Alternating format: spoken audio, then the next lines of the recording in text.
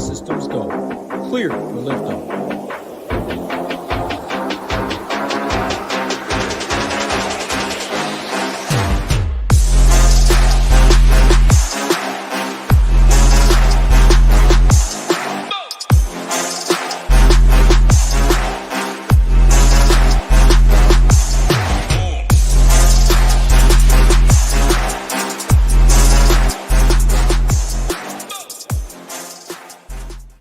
What's up, guys? Hebrewcheetah here. Going to be breaking down this 4-game Saturday slate. Hope that everybody had a really good Thanksgiving, ate some good food, spent a lot of time with their family. Been really busy for me over here, but looking forward to some football tomorrow. Looking forward to breaking down this 4-game slate. So let's dive right in. First off, we have the Atlanta Hawks taking on the Washington Wizards with a huge 249 game total. Definitely should be a game that we're looking to target for DFS. Only real injury news I'm seeing right now is Gallinari going to be missing due to rest purposes. Shouldn't do much in terms of value plays. Should just bring Mike Muscala back into the rotation as the backup center. Wouldn't really be looking to him. But yeah, these two teams are bottom 6 in defense. They're the second and third fastest paced teams right now. Both teams are getting killed inside. Second and third worst rim protectors in the league right now. So we could be looking at Clint Capella and Daniel Gafford in this one.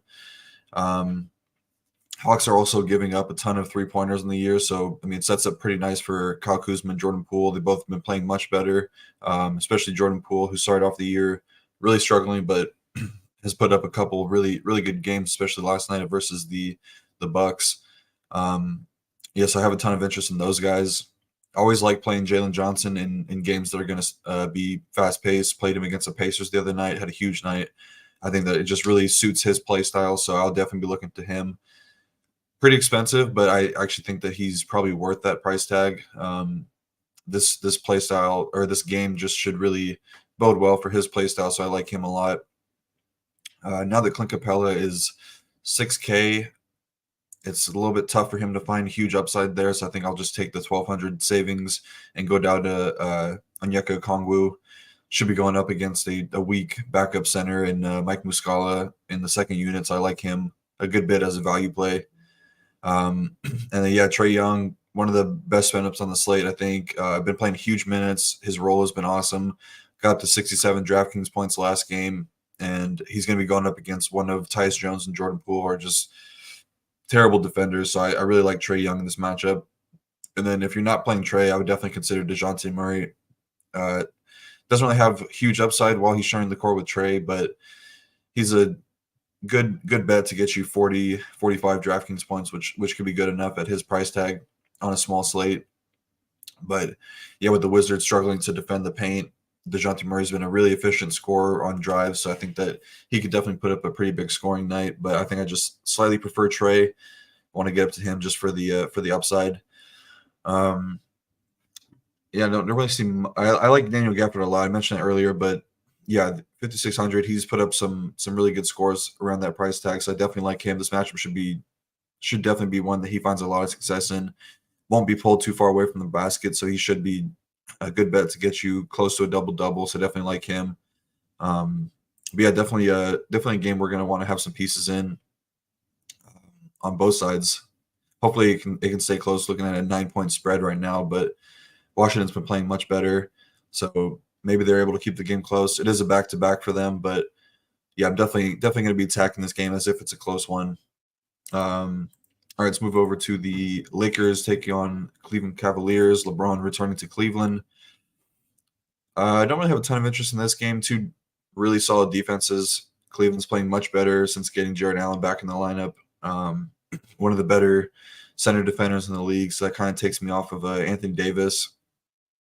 LeBron's going to be seeing Evan Mobley. I mean, obviously AD and LeBron are two guys that can just absolutely destroy any matchup, but just with this game being so low scoring and two really solid defenses, I don't really have a ton of interest in it. Donovan Mitchell is questionable right now, so if he returns, that would pretty much take all of Cleveland out of play for me. If he is out, I would definitely have interest in Darius Garland and Max Strus, mainly just Lakers are way more of a 3-point funnel this year versus a rim funnel. So we could definitely look to the shooters, but only if Donovan Mitchell is out.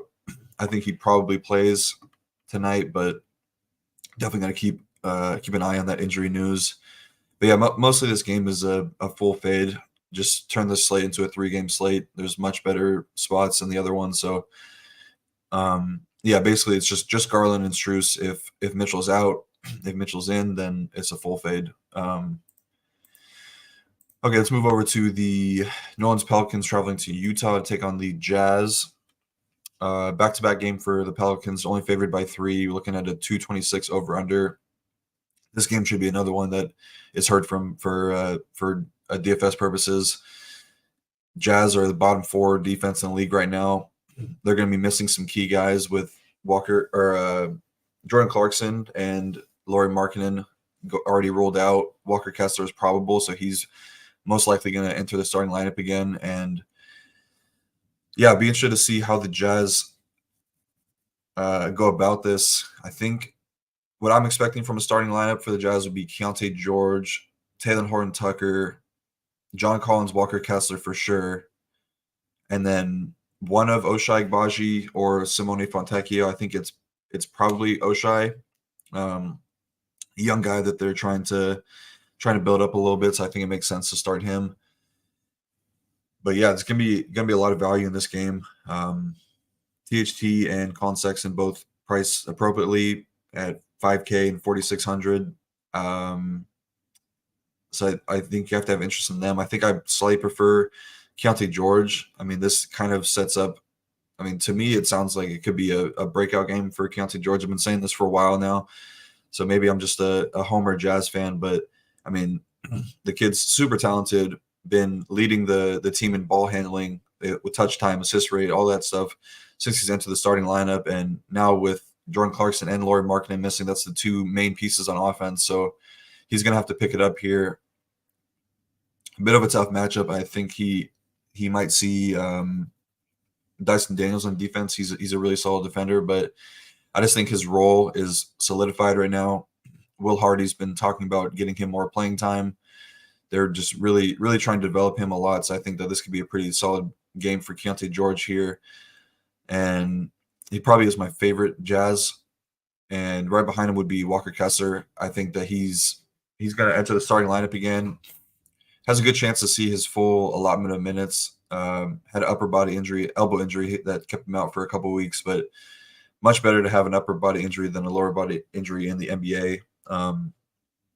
I don't think that he'll need much of a ramp-up period. Should see full minutes, and his defense will definitely be needed versus Jonas Valanciunas. So I think he has pretty solid upside actually at 5,500. So I like Keontae George and Walker Kessler a ton. And then don't really have much interest in John Collins at 6,400. Should see more of a offensive responsibility with Lauri and Clarkson out, but a little bit of a tougher matchup for him. And with Walker Kessler back, I think that his rebounding upside definitely takes a hit. So I don't have much interest in him. And then for like the THT Colin Sexton grouping, I think that they're both really good plays. I think the way that I want to handle it though is be max 2 of Keontae George, Taylor Horton-Tucker, and Colin Sexton. Be tough for me to see all 3 of those guys get there, but I do think at least one of them does. And then Ochai Agbaji, Simone Fontecchio, I'll probably be max 1 of those 2. I'll just side with whichever one is starting. They both have really good price tags, 3,800 and 3,100. So whichever one is starting, I would definitely have interest in. I think there'd be a good value. Wouldn't really be looking to get into the Chris Dunn and Luka Samanic type of plays. I would just stick with the main guys. But yeah, I definitely have a lot of interest in these Jazz. They're not projecting super well right now, but I think that we could kind of boost them up a little bit. The role is going to be really good for a lot of these guys, so I like them. And then on the Pelican side, yeah, Brandon Ingram gets one of the best matchups for opposing guards. The Jazz have no on-ball defense right now. Ingram's role has been amazing since CJ McCollum's been out of the lineup, leading the team in usage, touch time, assist percentage, And with this game likely to be close, I definitely could see a big game from Brandon Ingram. He's one of my favorite spend-ups on the slate for sure. Really like him. And then Zion, not sure. There's probably a chance that he sits with this being a back-to-back and him being 45 years old and a 23-year-old body. So there's a chance that he sits, and if he's out, definitely would probably bring Jordan Hawkins into the rotation as a starter.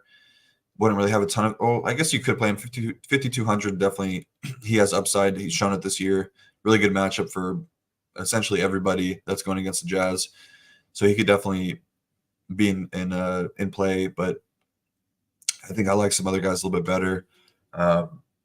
Jonas Valanciunas has really big upside in this matchup with especially with Walker Kessler coming back. He's not going to be pulling him away from the basket as much as a guy like John Collins would. So his rebounding upside is definitely there. He's been playing really well lately. Usage has been really good. Yeah, definitely like Joe Val. Tough price tag for him to pay off 6,900, but I think that if Zion is out, it's probably bodes a little bit better for a guy like Jonas Valanciunas. And yeah, not a ton of interest in any of the secondary guys like Herb Jones, Dyson Daniels. Najee Marshall is I guess he's a fine value, 4,700, but I don't love it. Mainly, I'm just looking at Brandon Ingram and Jonas Valanciunas in this one. All right, last game of the night is Dallas coming to LA to take on the Clippers. Clippers have been playing much better lately. Definitely been much stronger on defense. But this game has the second highest total on the slate, closest line spread. Should see some pretty big minutes from all the main guys. So definitely have a lot of interest in this game. The big injury news: Derek Lively is going to be ruled out, so should bring one of Rashawn Holmes or Dwight Powell into the starting lineup. I would definitely prefer Rashawn Holmes, regardless if he's starting. He's a much better fantasy producer. 4,100, really good price tag for him. He seems like a pretty strong value. Just kind of suits the play style of the Mavericks much more. They've been playing faster this year, so I don't think that Dwight Powell really meshes well with that type of play style. So I definitely like Rashawn Holmes much more.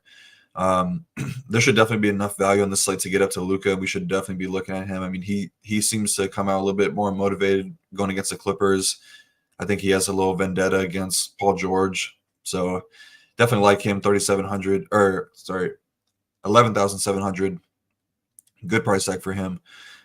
Huge upside, definitely the highest upside in the whole slate. So we should definitely be looking to get up to Luka if we can. Don't really have a ton of interest in Kyrie. He's going to see probably Paul George on defense. He's a really good defender, so I don't have a ton of interest in Kyrie Irving getting closer to 9K. He's playing much better, but I would much rather just work my lineup more around getting up to Luka than trying to be in the mids here and pay down for Kyrie. Yeah,